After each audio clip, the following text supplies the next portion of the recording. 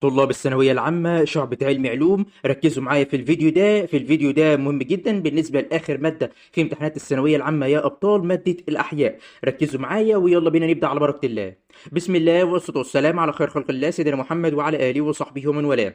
في البداية كده أدعوك إن أنت تشترك في القناة وتفعل جرس التنبيهات، لأن إحنا مكملين معاكم في النتيجة وأخبارها وكل ما يخص الثانوية العامة بعد ما تخلص الامتحانات، يعني زي التظلم، التنسيق، التحويل ما بين الكليات، كل الكلام ده احنا متابعين معاكم فيه. فعلشان كده اشترك في القناه وفعل الجرس علشان توصلك الفيديوهات الجايه. طبعا في الفيديو ده انا بعرض لك اسئله مهمه جدا في ماده الاحياء، اخر ماده في الثانويه العامه، وخلاص كده تنتهي الرحله. لكن ركز في اخر ماده علشان تعدي منها كويس، لان الاحياء معروفه ان هي غداره شويه في الثانويه العامه بالنسبه لشعبه علمي علوم.